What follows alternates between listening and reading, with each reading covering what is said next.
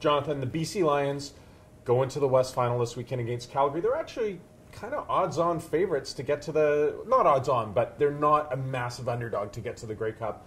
Let me ask you this. With the Lions having had a home game, dramatic comeback, they've kind of started to really build a legacy here for Jonathan Jennings. Have they done enough already this season? Is everything from this point on gravy? And I know you like gravy. Yeah, I certainly do, Paul. Thanks. You know what? No, I wouldn't say it's an overachieving season.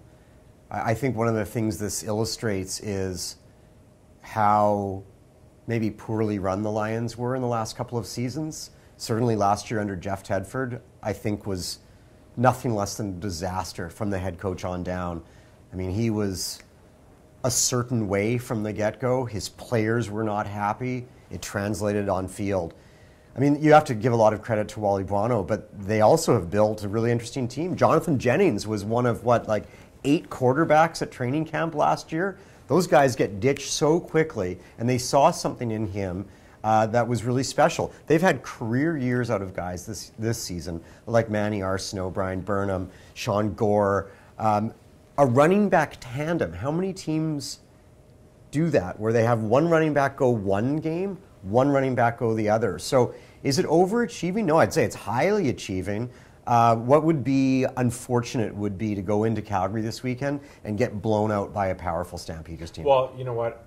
I have a huge exception to your butt around Wally Buono because, when you look at this team, it's not that different than last year. And I think all that credit has to go to Wally. It's how you run the team. Sometimes we hammer the coach in every sport, and Willie Desjardins of the Canucks certainly getting it right now. But I think in football, there's so many moving parts. It's how you keep that whole thing together. And then when Wally Buono stepped away, there was talk about how the game passed him by.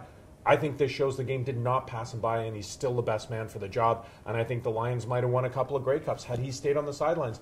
And Jonathan, you talk about this weekend, yes, certainly if they got blown out, I think it would be something. But a home playoff game, a magnificent win, the continued growth of their star player, I think this team has won enough people back and they've got enough momentum regardless of what happens on the weekend. Yeah, there should be momentum, and let's take it a step further than Wally Buono.